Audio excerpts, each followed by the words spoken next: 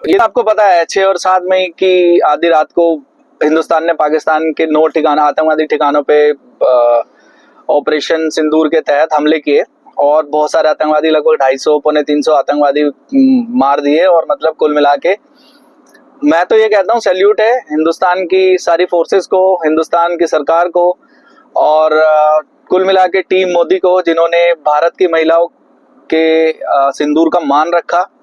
और मोदी जी ने जो उन हरामजादों ने पहलगाम में कृत्य मतलब इतना घिनौना काम किया, धर्म पूछ के बिल्कुल पॉइंट ब्लैंक पे हमारे लोगों को मारा और एक मैसेंजर बना के लेडीज को छोड़ दिया था ये कि अब जाके मोदी से बोलो, है ना। तो मोदी जी ने इस बात को सीरियसली लिया और उन्होंने बहुत सम्मान किया बहनों के सिंदूर का, उड़ा दिया सालों को और यहाँ तक कि उनके ट्रेनिंग कैंप भी उड़ा दिए। लेकिन अच्छा एक सवाल है कि इस बार हिंदुस्तानी जो पार्टीज है, पॉलिटिकल पार्टीज है, उनके नेता हैं, इस बार कोई भी सबूत नहीं मांग रहा है।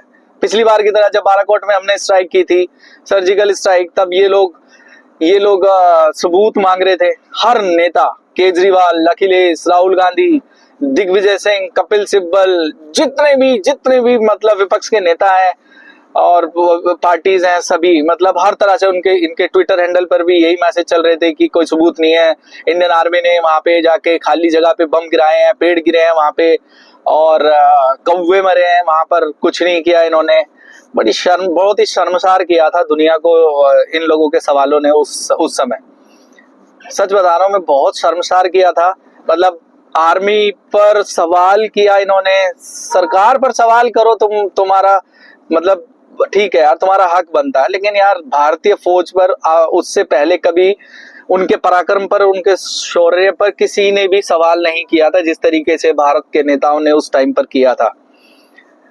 इस बार ऐसा नहीं हुआ है। उसकी वजह यह है कि मोदी जी ने इस बार कुछ भी करने से पहले, कोई भी एक्शन लेने से पहले जिस तरीके से सभी पार्टियों के नेताओं से मुलाकात की, उन्हें ब्रीफिंग कराई, उनसे और एक होता ना एक कॉन्फिडेंस में लेने की जो शुरुआत उन्होंने की, ये उनका बहुत अच्छा स्टेप था।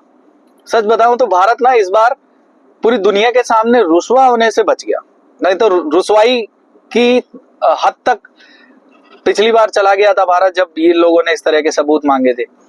उससे क्या हुआ था कि पाकिस्तान तो एक्सपर्ट है मतलब फेक प्रोपेगेंडा चलाने के लिए। पाकिस्तान और पाकिस्तान की फौज को मौका मिल गया हिंदुस्तान के अगेंस्ट बोलने का कि यार ये तो इनके अपने नेता जो एक ही संसद में बैठते हैं, है ना, एक ही देश में रहते हैं, एक जैसा खाते हैं पीते हैं, जब वही यकीन नहीं कर रहे हैं, इसका मतलब हमारा नुकसान तो उनका बहुत हुआ था, पर क्योंकि उन्हें तो मौका मिल गया था, वो तो डिनायल मोड में शुरू से ही जाते हैं। जब भी पाकिस्तान ने कोई भी कार्रवाई की है, ये साले शुरू में डिनायल मोड में ही रहते हैं। ये सब नहीं हुआ, ऐसा नहीं हुआ, ये सब तो भारत झूठ बोल रहा है ना, हमारे यहाँ तो ऐसा कुछ भी नहीं हुआ। जबकि उनका अमेरिका का दिया हुआ है ना प्लेन भी अभिनंदन ने उड़ा दिया था, फिर भी वो डिनायल मोड में था। जब अमेरिका ने चूड़ी कसी तब जाके बोला हाँ जी ठीक है, उड़ गया एक प्लेन आपका, है ना। तो ये डिनायल मोड में रहते हैं। लेकिन इस बार ये सबसे अच्छा हुआ।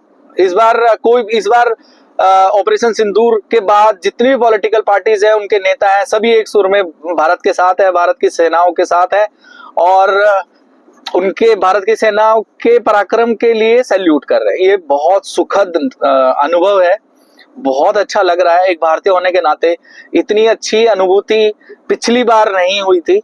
शायद यही सोचा मोदी जी ने कि यार ये इनका रोना पीटना सालों का फिर शुरू हो जाएगा, इससे अच्छा है इनसे कोई भी कार्रवाई पाकिस्तान पे करने से पहले इनसे बात करते हैं, एक मतलब मीटिंग करते हैं, इनसे एक जनरल मीटिंग करते हैं और इनको भाई बदला तो लिया ही जाएगा, उसमें तो कोई डाउट ही नहीं है, तो इनको बात करते हैं। और ये बहुत ही अच्छा हुआ।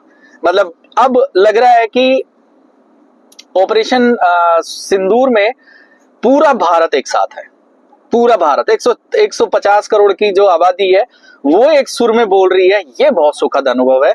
इस बार ये बहुत ही शानदार हुआ। Heads off to you Modi ji, team Modi को इसके लिए बहुत बहुत बधाइयां। और बधाइयां ऑपरेशन सिंदूर के लिए भी, बहुत ही ज्यादा मजा आ गया।